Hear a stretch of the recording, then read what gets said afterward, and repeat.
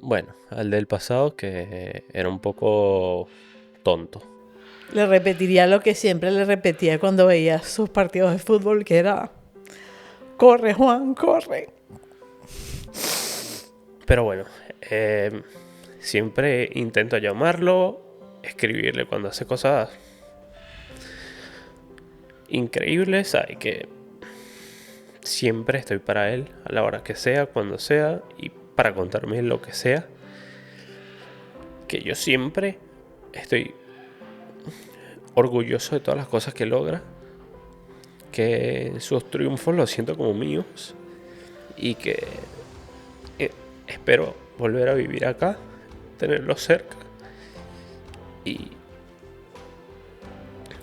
hasta ahora siempre he hecho todo lo posible por venir por lo menos una vez al año para poder compartir con él y con mi mamá.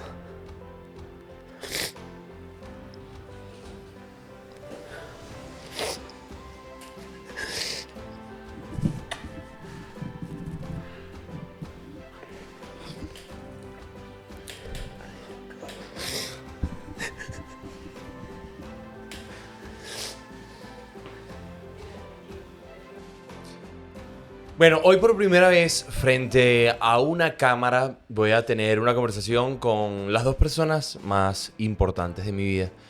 Un espacio que nunca habíamos tenido y creo que era necesario.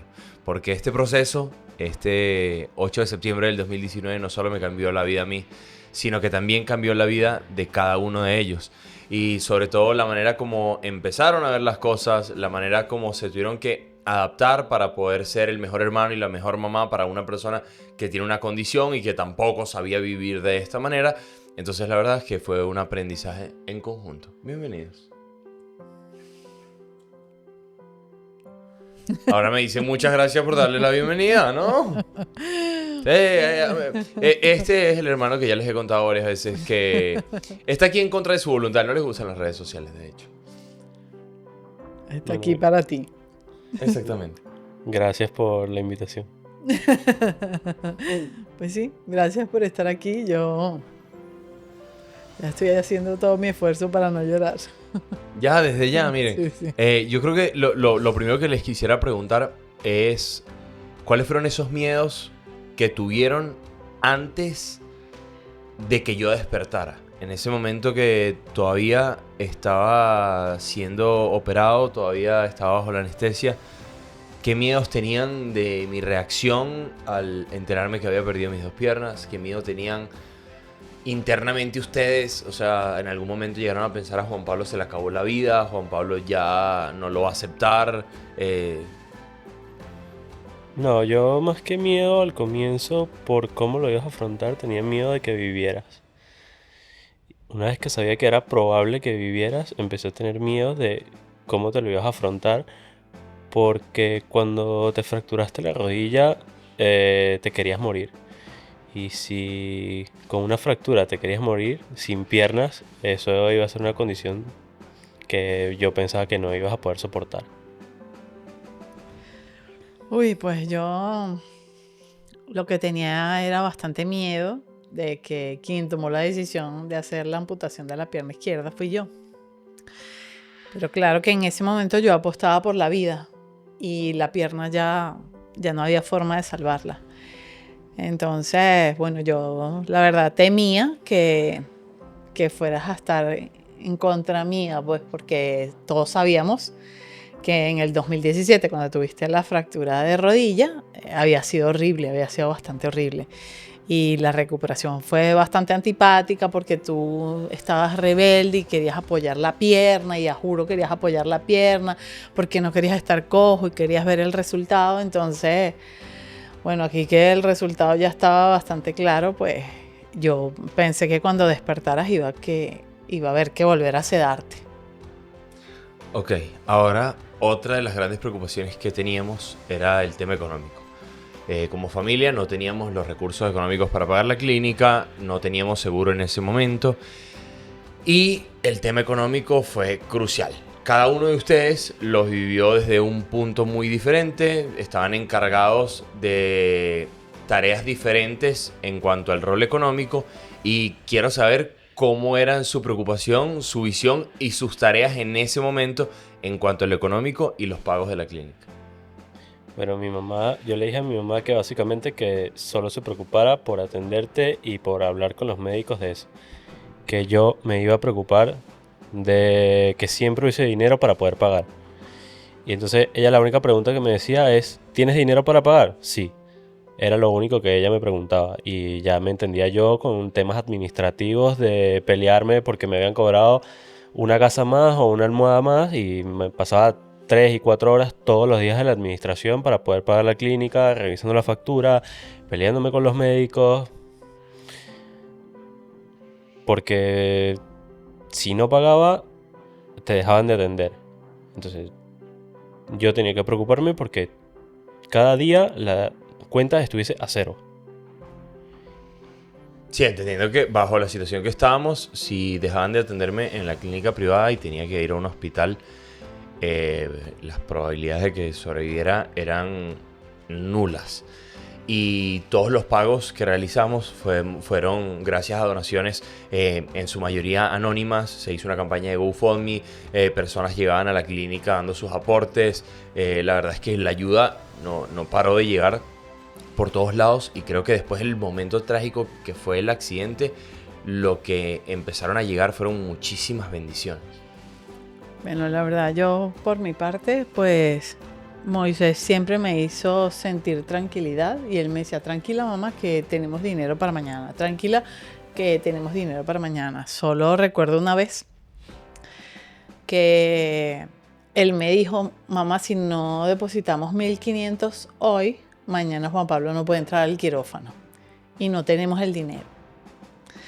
Entonces él me dijo, ¿qué vamos a hacer? Y yo le dije, Parromo, no sé qué vamos a hacer. Si tú quieres, yo hablo con los médicos para ver si en vez de mañana puede ser pasado mañana. Pero vamos a esperar, todavía es temprano. Y ese mismo día vino una persona muy querida de nosotros y me dio un sobre en mis manos que tenía $1.500. Entonces yo lo llamé y le dije, Moy, ya tengo los 1.500. Y él me dijo, no puede ser, ¿quién te los dio?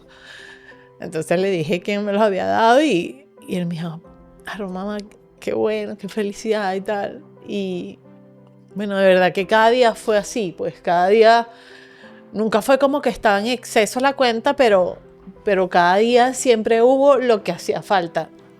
Y yo me acuerdo que en ese momento tenías como 5.000 amigos en el Instagram, ¿no? Y yo siempre te decía, yo apuesto que de esos 5.000 amigos no tienes ni siquiera 100. Bueno, yo cuando estuvimos en la clínica me di cuenta que sí, que tenías muchos amigos, mucha gente conocida y cada cosa que se decía, Juan Pablo necesita una almohada redonda. Entonces llegaban 3 almohadas redondas y así con los pañales, así con todas las cosas que se necesitaban. La verdad es que la clínica también fue muy noble porque hay que depositar un dinero que siempre tiene que estar en exceso en cualquier persona que esté, sí, como un crédito, hospitalizada. Sí, tienes que tener como un dinero, mucho dinero adelantado. Y sí, la verdad es que nosotros no puedes estar en déficit, siempre tienes que estar en exceso. siempre estuvimos pues como para atrás, pues cubríamos cada día, pero nunca teníamos exceso de dinero.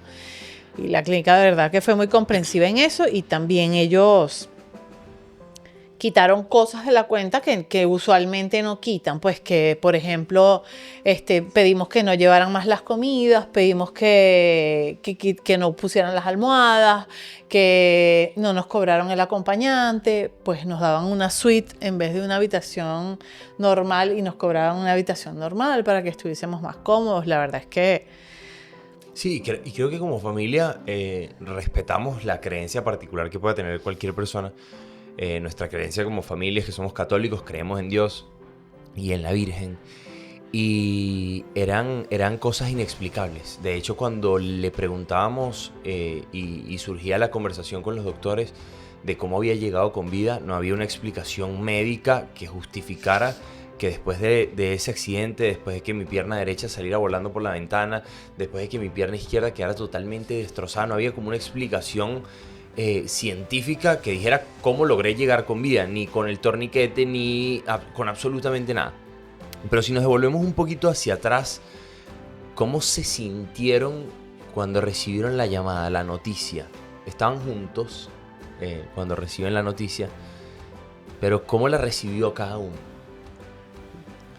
Bueno, la verdad es que nosotros estábamos durmiendo en Higuerote y nos llamó un amigo tuyo para decir que habías tenido un accidente y que tenías bastante afectadas las piernas. Pero nunca dio, a mí por ejemplo, nunca me dieron detalle de lo que estaba pasando.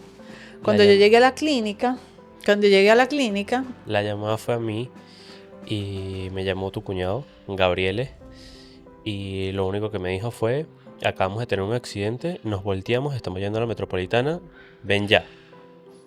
Claro, yo estaba durmiendo en una cama al lado de mi mamá y cuando atendí la llamada, obviamente,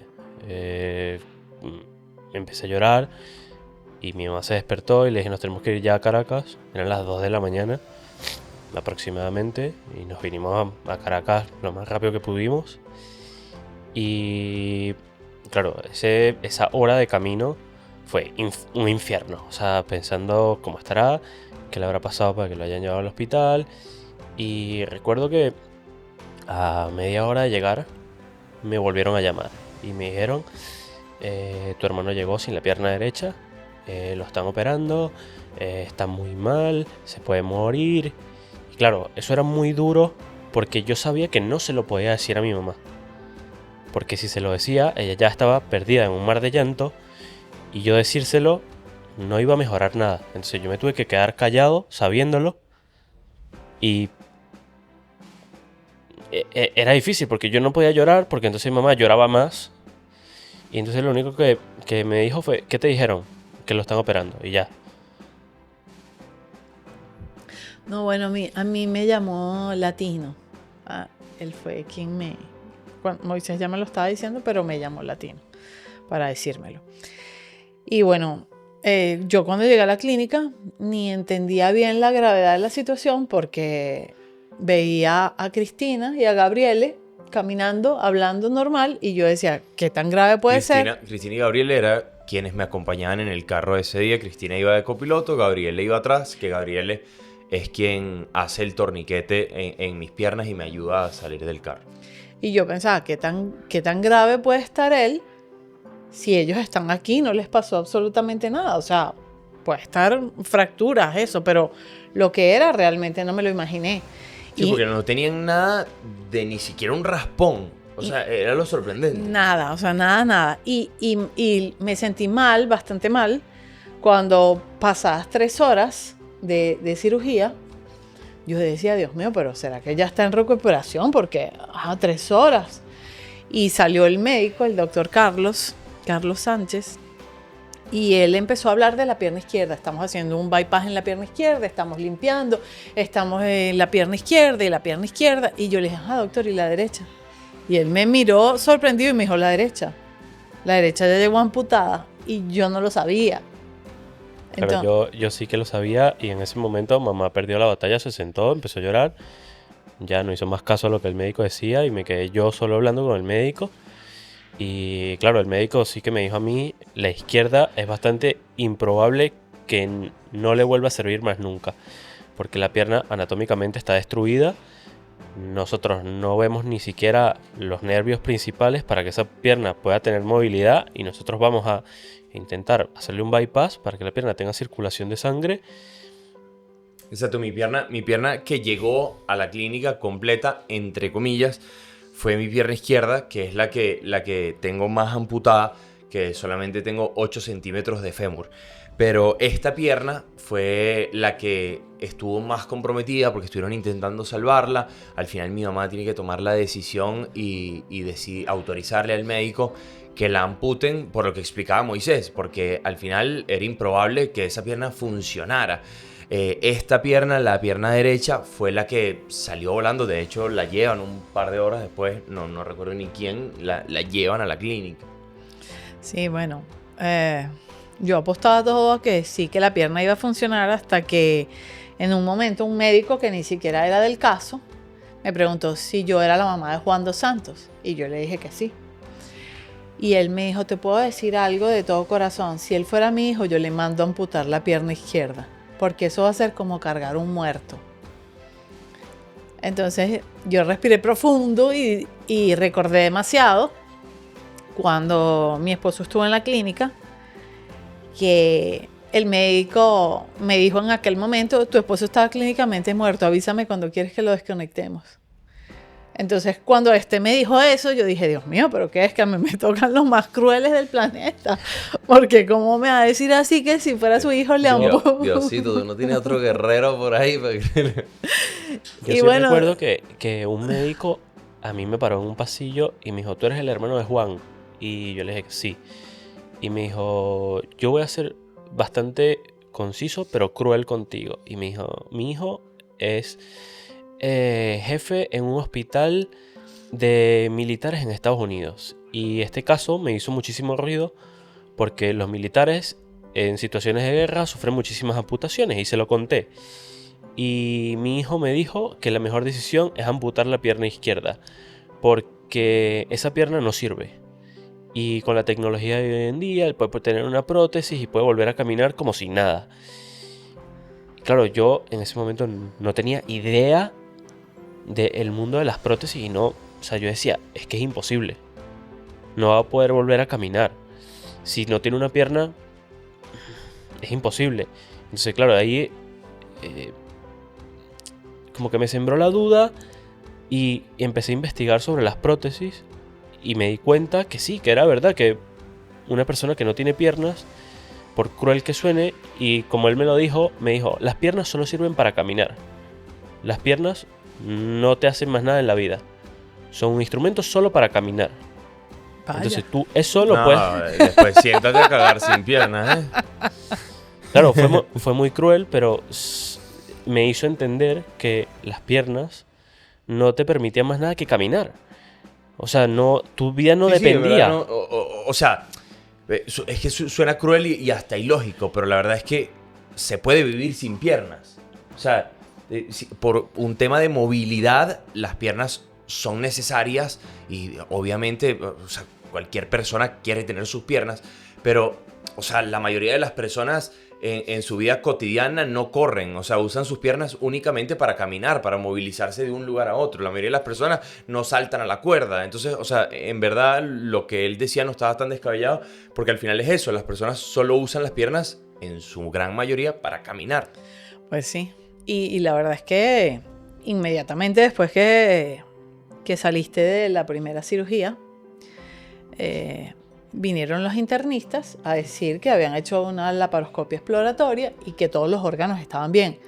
Y aunque no tenías una pierna, yo ya inmediatamente estaba agradeciendo a Dios por eso. O sea, porque los órganos estaban todos bien. Entonces...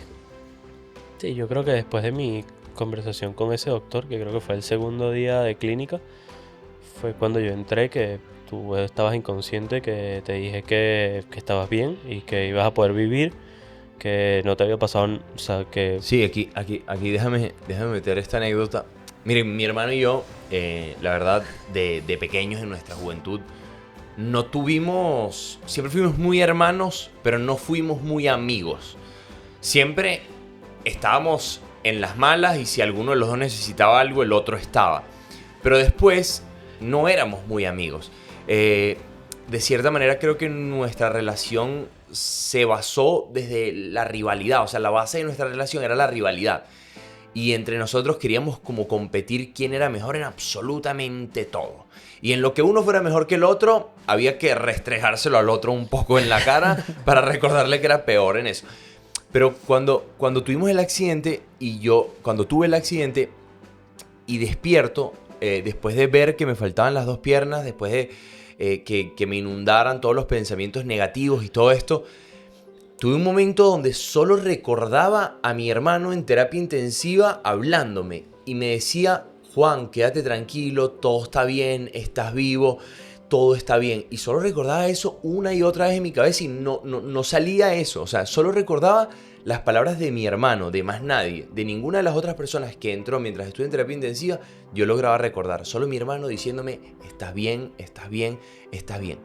Y en ese momento, dentro de esa rabia y esa competitividad de la que les hablo, yo decía, pero ¿qué es lo que está bien? O sea, nada está bien. ¿Qué estupidez me está diciendo mi hermano?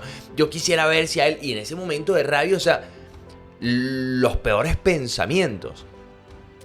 Y después, ni siquiera sé si he tenido la oportunidad de tener esa conversación con mi hermano, pero la verdad es que sí. O sea, probablemente esa fue la primera luz al final del túnel que yo vi. O sea, que mi hermano me dijera que todo estaba bien. En parte, en ese momento, cada cosa positiva que me decían me hacía entender que todos ellos estaban viendo algo que yo no. Y creo que para mí ese momento fue súper importante. Y después de que pasaran estas horas de las que les hablo, en las que solo recordaba mi hermano diciendo esto, tuve la oportunidad de ver a mi mamá. Y fue un momento complicadísimo porque, como les decía, yo estaba sumergido en la rabia, en el dolor y en la tristeza. Y cuando tengo la oportunidad de ver a mi mamá 3 horas después que abrieron el horario de visitas, fueron las 3 horas más largas de mi vida. Y tengo la oportunidad de ver a mi mamá. Ella entra, si bien con una cara enmarcada en lágrimas, trae una sonrisa de oreja a oreja. Se le salieron las lágrimas, me abrazó y me dijo, hijo, estás vivo. Y ese fue otro de esos momentos donde vi otra lucecita al final del túnel. Y dije, mientras estoy aquí acostado pensando que lo perdí todo, mi mamá siente que lo tiene todo por tenerme vivo. Y creo que ahí fue el primer momento que hice como conciencia de que no todo estaba perdido, de que teníamos lo más importante para seguir luchando, y es que estaba vivo. O sea, si a ver vamos, o sea, tenía todas para no haberla contado. Sí, el accidente te tenías que haber muerto. Sí, o sea, Sí, bueno. chavalla que suena feo. Hay esos 3 días de terapia.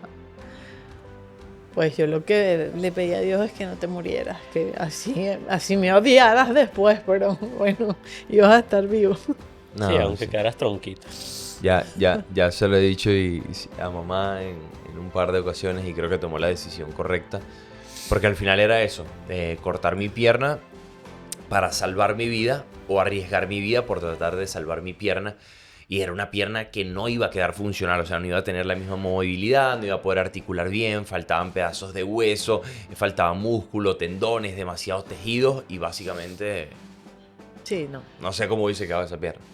La verdad es que creo que hubiese quedado muy mal. Ahora bien, el regreso a casa. Cuando nos toca regresar a casa, ¿cómo fue para ustedes vivir el proceso en el que yo ni siquiera sabía ir al baño? O sea, no, yo tenía que desaprender todo lo que sabía y aprender de nuevo desde sentarme en la poseta, desde bañarme, desde pasarme a la cama, a la silla de ruedas, de la silla de ruedas a la cama, de la silla a la silla de la cocina. ¿Cómo vivieron ustedes ese proceso? Bueno, yo cuando estabas en la clínica, que tenías como 15 días, yo le dije a mamá que efectivamente había que adaptarte un poco la casa para que pudieras por lo menos ir al baño. Entonces mamá me dijo, hay que remodelar un baño, porque tú no podías entrar por la puerta con la silla, no ibas a poder girar dentro del baño, la ducha tenía puertas, entonces yo, aparte de encargarme de pagar la clínica, me encargué de que ese baño estuviese un poco adaptado para ti, haciéndolo de la forma en gastar menos dinero y que fuese muy funcional para ti. Entonces, bueno, fue subirte la poseta a la altura de la silla, quitar las puertas, el lavamanos, no ponerle nada abajo para que te pudieras meter, cosa que nunca hiciste, nunca usaste el lavamanos, porque preferías escalar encima del lavamanos. Del otro. Y ponerte una silla en la pared y una ducha de mano para que te pudieras bañar. pensando en que cuando volvieras tuvieses toda la comodidad posible. Entonces, bueno, y me acuerdo perfectamente el día antes de que te dieran el alta, a las 11 de la noche, yo estaba taladrando la pared para poner la silla. Porque no quería que volvieras a la casa sin que estuviese un poco acorde para ti. Entonces, bueno, siempre, no sé si como desde la... O sea, como tú lo explicas alguna vez en alguna conferencia, que pensando en la normalidad, intenté darte una normalidad que tú quizás ni siquiera necesitabas. Sí, Porque al final la mitad de las adaptaciones ni las usaste. sí. La verdad es que Moisés y yo después nos mirábamos así como que, no hacía falta esto. Y la gente nos decía, tienen que poner barandas por toda la casa. Al fin Moisés me dijo, vamos a esperar que él llegue y que diga dónde necesita lo que necesita, porque vamos a poner barandas por toda la casa y las barandas también iban a ser incómodas para la silla de ruedas. La verdad es que el baño quedó súper bien y al final, bueno, Juan Pablo se baña en el otro baño, que no estaba adaptado. Bueno, sí, bien. Ya las personas que vean esto, soy una persona un poco particular. Sí. Y siempre busqué desde el momento uno tratar de hacer las cosas a mi manera y no necesitar de demasiadas cosas para poder hacer lo necesario. Y en eso rescato que por mí todavía estarías haciendo en el pañal.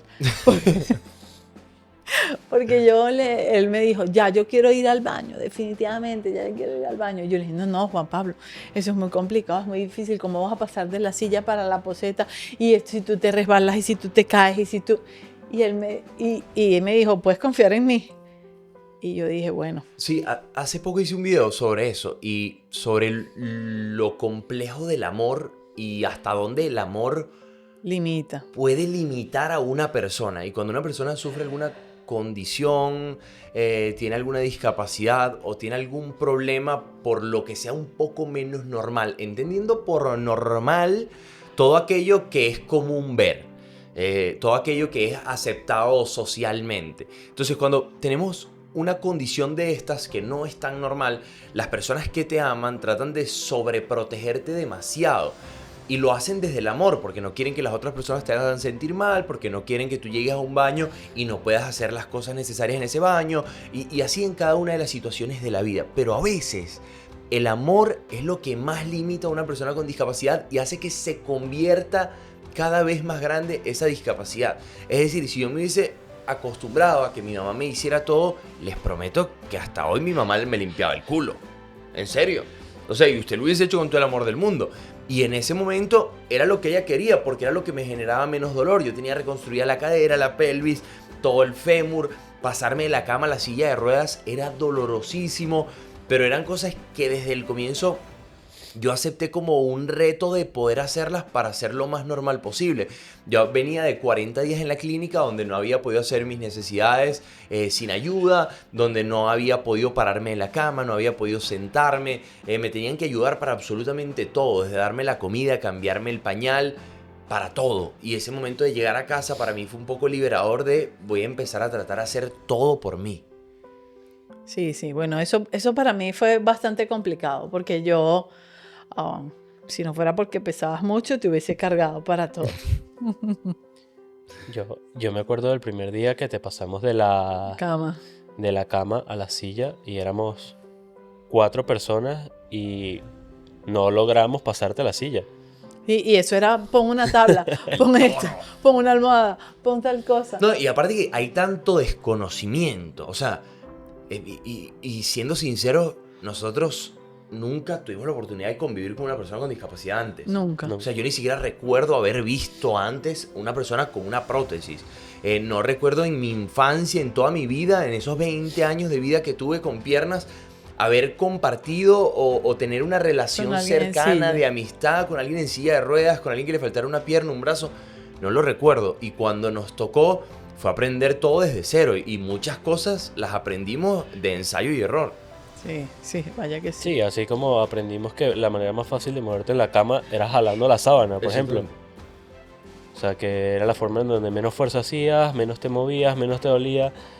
Entonces, bueno, esas cosas solo las aprendes cuando te toca vivirlo y le buscas la solución que para ti es mejor. Ok, después de eso, después de llegar a casa y empezar a recuperar mi normalidad, yo tengo la oportunidad de ir a Brasil con mamá, voy a Brasil, fue un proceso bastante complejo. Eh, ¿Cómo sintieron nuestra llegada a Venezuela de nuevo? O sea, ya como familia teníamos todo lo que habíamos imaginado. Porque al comienzo comenzamos con una campaña GoFundMe para tratar de pagar la clínica, pero ya se había pagado la clínica. Después empezamos con una campaña de GoFundMe para pagar las prótesis, para pagarme un tratamiento protésico. No se recaudó por el GoFundMe, pero apareció un donante anónimo que nos envía a la mejor clínica de Latinoamérica y tengo la oportunidad de hacerlo. Cuando yo vuelvo a Venezuela, ¿qué expectativas tenían ustedes sobre mi vida? Bueno, yo... Era complicado. No muchas. Era complicado porque evidentemente nosotros pensamos que tu vida después del accidente iba a volver a ser el Juan Pablo del antes del 8 de septiembre. O sea, que ibas a volver a vender pescado, que ibas a volver a ir a la universidad y que un poco ibas a seguir con tu vida como era antes, exactamente igual. Sí, eso solo que con la mamá pegada. Entonces era como que lo que nosotros imaginábamos que iba a pasar. Vino la pandemia y nos encerraron, todo cambió, empezaste con las redes y bueno, te volviste lo que eres hoy en día. Pero sí que siempre pensé que tu vida iba a ser exactamente igual al 7 de septiembre cuando tenías piernas todavía. No, yo no. Yo pensé que siempre uno de nosotros te iba a tener que acompañar a todo por el tema del carro. Pensé que no ibas a querer volver a manejar. De hecho, me sorprendí muchísimo cuando pasados más o menos, creo que mes y medio que habíamos llegado. O sea, eso sería que llegamos en febrero, como en abril. Me dijiste, mamá, quiero manejar. Y yo dije, no, sí que quedó mal de la cabeza. Pero sí, bueno, lo intentaste y con bastante dificultad con el carro normal, sin tener ninguna adaptación, un carro automático, pues lograste manejar un poco y yo dije, wow, que la que tiene miedo soy yo. Sí, la verdad es que, como les digo, siempre luché mucho por intentar hacer todo lo que hacía antes. De hecho, hubo un punto donde me di cuenta que estaba encaprichado con tener la vida que tenía antes y cuando iba adentro y revisaba ni siquiera me gustaba la vida que tenía antes. Pero bueno, eso fue un proceso en el que tuve que retarme para hacer muchísimas cosas e intentar que las cosas fueran diferentes y no decir no puedo hasta haber intentado eso que todos generalmente me decían que no iba a poder. Siempre he sido ese terco que intenta las cosas hasta que las logra. Si de verdad lo quiero de corazón, nunca desisto y prefiero que me llamen fracasado que frustrado. Y yo jamás pensé que mi vida iba a cambiar para bien después de haber tenido un accidente tan trágico. Creo que hoy en día a nivel personal, a nivel laboral, mi felicidad es mayor. O sea, en todos los niveles y en todos los ámbitos siento que mi vida es mejor, pero siento a la vez que no solo la mía. O sea, yo siento que nuestro nivel de conciencia como familia, la manera como vemos la vida, cómo agradecemos las cosas, las pequeñas y las no tanto, ha cambiado demasiado. Al final no fue un accidente que cambió mi vida, sino fue un accidente que cambió la nuestra. Sí, bueno, inclusive hasta la forma de ser y pensar de nosotros cambió. O sea, la empatía hacia las demás personas, hacia sus situaciones, tratar de no juzgar a otros si están haciendo o dejando de hacer algo, no juzgar a los otros por sus religiones, ni por sus formas de ser, ni de pensar, ni decir él sí lo puede hacer y no lo hace. no refiriéndonos solo a nosotros como grupo familiar, sino también comentarios que uno hace sobre las otras personas, que uno a veces juzga y no se pone en los zapatos de la otra persona.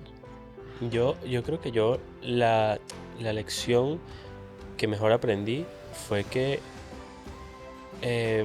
muchas veces pensamos que las cosas son problemas, pero no sabemos lo que es un problema hasta que te toca vivir algo así. Un problema era que no pudieras entrar al quirófano porque no tenías dinero para pagarlo. Entonces, yo desde ese momento del accidente aprendí a como a ver diferentes los problemas. Yo decía, esto no es un problema. O sea, mis problemas se volvieron más pequeños. Porque cuando vives cosas así, Sí, te diste cuenta que son situaciones a resolver. efectivamente. O sea, yo desde ese momento aprendí a estar más tranquilo cuando tienes un problema. Como que tienes un enfoque muy diferente cuando te toca vivir algo así que antes. Tu nivel de conciencia aumenta muchísimo. Bueno, sin duda creo que ha sido una conversación muy bonita. Ma, quiero que sepas que tú eres el pilar de mi vida, sin duda, desde todos los ámbitos. Siempre estuvo ahí. Mi mamá abandonó su vida por acompañar la mía. Mi mamá dejó absolutamente todo para estar conmigo en la clínica, para ir conmigo a Brasil, para estar acompañándome después y ver mi vida rehacerse. Fue esa que siempre dijo, sí, Juan, yo te acompaño, no importa qué locura sea. Sí, Juan, yo te apoyo. Sí, Juan, estoy aquí. Y quiero agradecerte por eso. No, y yo también quiero agradecerte por dejarte acompañar por mí, porque yo tampoco permití que fuera otra persona la que te acompañara. Por ejemplo, durante los 40 días de la clínica, mucha gente quería quedarse contigo. Ni a mí me dejaba. Era yo, era yo la que sentía que no, que yo quería estar, que yo tenía que estar todos los minutos ahí. Y bueno, también siento que en algún momento invadí un poco tu espacio, antes, durante y después del accidente. Y todavía lo hago a veces sin querer. Y bueno, solo quiero que sepas que es desde el amor y que si yo en serio pudiera cargarte, te cargaría. Te amo. Y Moy, quiero que sepas que antes hablaba un poco de cómo veía nuestra relación. Y sin duda siento que toda mi infancia competí contigo. Creo que mi enfoque era ser mejor que tú en todo lo que pudiera. Y en lo que lo lograba, evidentemente quería restregártelo en la cara. Y ese era el hijo preferido. Para que Ay, te sí. recordaras que yo era mejor en tal cosa. Y creo que ambos forjamos esa relación de hermandad desde la competencia. Y hoy quiero decirte que estás en el otro extremo. Hoy quiero decirte que eres la persona en la que más pienso cuando hay algo que no puedo hacer. Porque sé lo testarudo y lo cabezaduro que eres. Y sé que hay cosas que he logrado que te hacen sentir muy orgulloso, aunque no las digas. Y siempre que estoy en esos momentos, pienso en cómo tú vas a reaccionar a eso, lo feliz que te va a hacer. Nunca te lo he dicho, pero después del accidente aprendí a verte como una figura paterna, como una persona que siempre puedo llamar para un consejo, para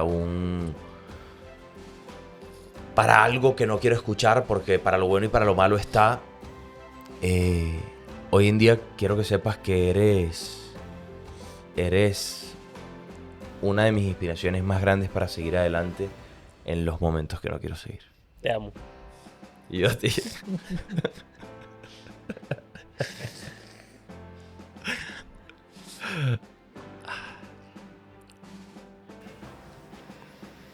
Siento muchísima admiración y muchísimo orgullo de todas las cosas que ha logrado, porque hay cosas que genuinamente me parecían imposibles y que nunca me imaginé que podría lograr, como por ejemplo tener un libro, porque especialmente no fue el mejor estudiante en el colegio.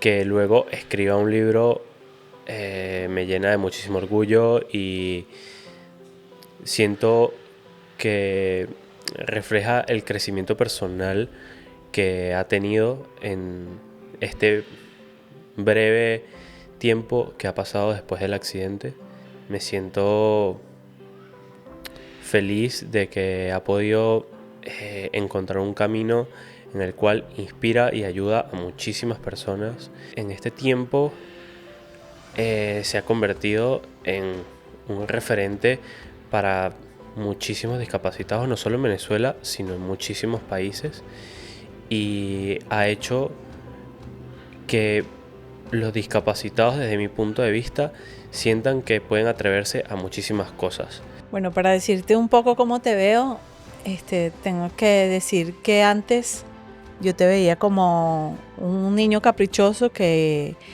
iba rebelde sin dirección. Ahora tienes sueños, metas, las mismas o quizá mucho más ambiciosas que las que tenías antes, pero ahora sí con dirección, con estructura y súper centrado en tu trabajo. La verdad es que me sorprende que tu vida ahora sea 95% trabajo y solo 5% diversión, y bueno, me siento súper orgullosa de ti.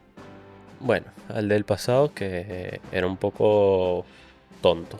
Muchas veces no tenía una visión a largo plazo, que solamente se enfocaba en disfrutar el presente y ya está. No tenía, desde mi punto de vista, un objetivo claro. Estudiaba lo que sea por decir que estudiaba y hacer feliz a mi mamá. Probablemente trabajaba en algo que no le gustaba solo porque le daba dinero. Al Juan del pasado le repetiría lo que siempre le repetía cuando veía sus partidos de fútbol, que era: corre, Juan, corre. Al del futuro, que estoy convencido de que los logros van a seguir. Nunca va a permitir que nadie le diga que no puede lograr algo. Si el día de mañana no tiene unas prótesis o por lo que sea no puede usarlas más, que eso no le va a impedir seguir con su vida y seguir demostrando que gateando también puede hacer las cosas, porque estoy cansado de verlo hacer cosas gateando y montándose por encima de las mesas y encimeras de la casa, solo para no pedir ayuda, porque él es así, no le gusta pedirle a nadie que lo ayude, prefiere hacer sus cosas solo como pueda. Y eso creo que es una de las cosas que más genuino lo hace y que hace que la gente lo admire. Entonces, quiero decirle que nunca permita que le digan que no y que siga siendo esa referencia para las personas que tienen alguna discapacidad, de que permitan seguir sus sueños y hacer las cosas que les parecen imposibles. Y al Juan del futuro, ten siempre la valentía que tienes ahora, hijo. Que sabe que siempre me tiene a una llamada de distancia, que es un tema que me toca, porque nunca quise estar separado de él.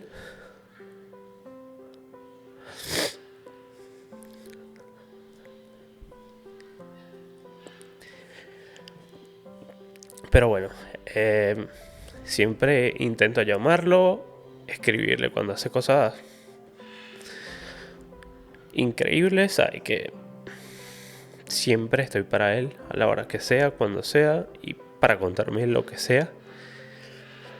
Que yo siempre estoy orgulloso de todas las cosas que logra, que sus triunfos los siento como míos y que espero volver a vivir acá, tenerlo cerca. Y hasta ahora siempre he hecho todo lo posible por venir por lo menos una vez al año para poder compartir con él y con mi mamá.